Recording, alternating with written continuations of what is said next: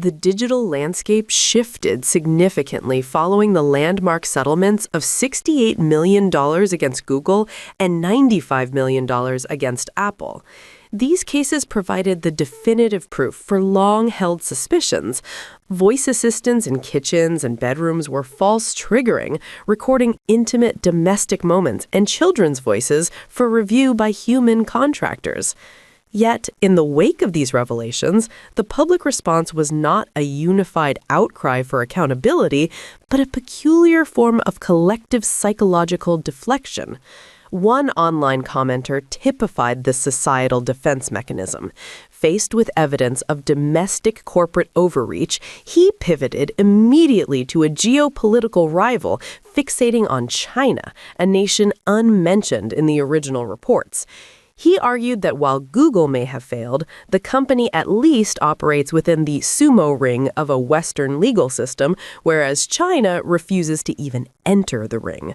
This verbal sleight of hand functions like a homeowner who, upon being told their house is on fire, simply points to a neighbor living near a volcano.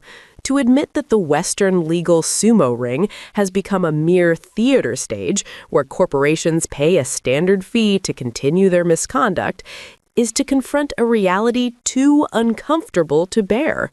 Pointing at a rival serves as an emotional security blanket, absolving the citizenry of the need to address the rot within their own system. Beneath the surface of privacy debates and class action lawsuits, a more fundamental conflict is unfolding, a clash between efficiency and fragmentation, and between physical power and financial illusion. While the West remains preoccupied with the theater of individual litigation, an alternative model has emerged, laser-focused on state capacity and physical reality. The human cost of this fragmented Western system is embodied in the figure of the freelance contractor. In suburban American towns, individuals spend their days wearing headphones, listening to the false triggers of voice assistants. One such contractor, sitting in a cramped home office, found himself inadvertently eavesdropping on a couple's argument and a child's bedtime prayer. He's not a villain, but a man caught in a cycle of quiet desperation, justifying his labor as a means to pay rent while realizing his livelihood depends on the accidental theft of intimacy. To the tech giants, the resulting multi-million-dollar settlements are not deterrents. They are merely line items on a balance sheet, a minor tax on a business model that treats private data like a speculative gold mine. This reflects a profound civilizational decadence, where the most brilliant minds are focused on monetizing whispers rather than building the physical foundations of national strength. In this fragmented system, accountability evaporates within a messy web of contractors and subcontractors. This stands in stark contrast to the concept of infrastructural power, the state's capacity to coordinate and implement decisions throughout society. In the West, digital plumbing is broken. Data remains trapped in silos, leading to systemic failures like the use of 1980s-era fax machines by hospitals during a modern pandemic. Conversely, the model of state capacity treats the state as an operating system. This is exemplified by the middle office infrastructure, a digital layer that integrates telecom, medical, and transportation data into a single real-time view of reality. While this level of integration is often viewed by Westerners as total surveillance, its primary function is operational efficiency, solving complex problems that leave fragmented systems paralyzed. This strategic difference extends into the industrial and financial sectors. In the West, a chatbot is a product sold for subscriptions. In a state capacity system, it is a national champion and critical infrastructure. The goal is sovereign intelligence, ensuring that the algorithms driving factories and power grids are not reliant on foreign APIs. The Western misunderstanding of this model is best illustrated by the 2020 crackdown on Ant Group. Western observers viewed the suspension of Jack Ma's IPO as a purely ideological punishment. In reality, it was a surgical regulatory intervention to prevent a systemic financial collapse. Ant Group had adopted an originate-to-distribute model using algorithms to facilitate microloans to hundreds of millions while holding almost no risk or capital reserves. With leverage reaching 100 to 1, they were effectively printing fees while shifting the bag to traditional banks, the exact dynamic that triggered the 2008 subprime mortgage crisis. By forcing Ant Group to restructure as a financial holding company, the state actively disciplined capital, prioritizing national stability over short-term innovation. This techno-developmental regime allows for wealth creation, but forbids any activity that endangers the nation's structural integrity. The West, meanwhile, has entered a state of decadence defined not by moral depravity, but by economic stagnation and institutional decay amidst material prosperity. Since the mid-1970s, the physical world has largely frozen in time. While screens have achieved higher resolutions, the physics of the kitchen, the car, and the airplane remain stagnant.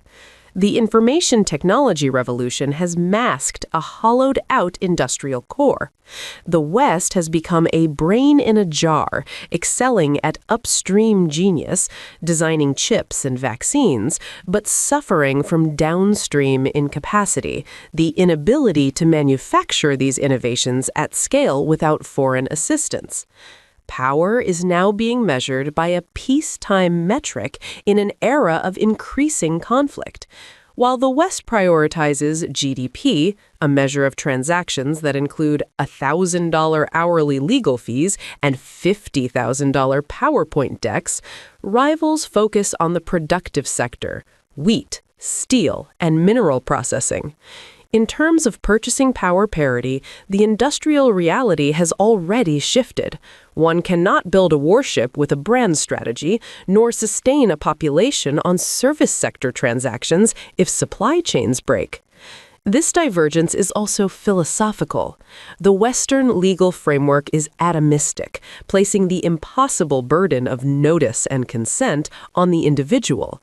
It assumes a single person can negotiate with a global algorithm or a 100-page terms of service agreement. This model fails to account for collective data rights.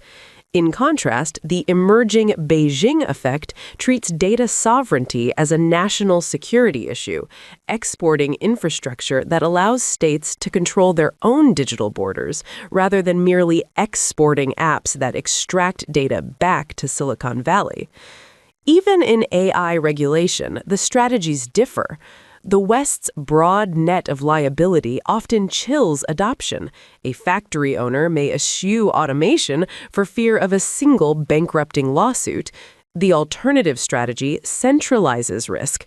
It places a heavy regulatory leash on the providers, the creators of the AI, while shielding the deployers, the factories and hospitals. By making it legally safe for the industrial base to adopt technology rapidly, the state accelerates automation at a speed the West struggles to match.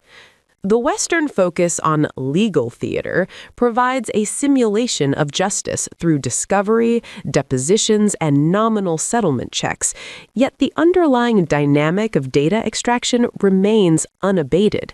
The comfortable belief that Western systems are superior because they are in the ring has become a blindfold. It obscures a sobering bottom line. Reality eventually rewards the system that is physically capable of survival. The era of Western liberalism as the default global system is yielding to an era of techno-industrial alignment. In this new landscape, national power is measured not by the freedom of speech on a private platform, but by foundries established, grid nodes fortified, and megawatts generated. The challenge for the West is no longer just a matter of building, it is a matter of whether it possesses the collective discipline to value resilience over the illusion of frictionless progress.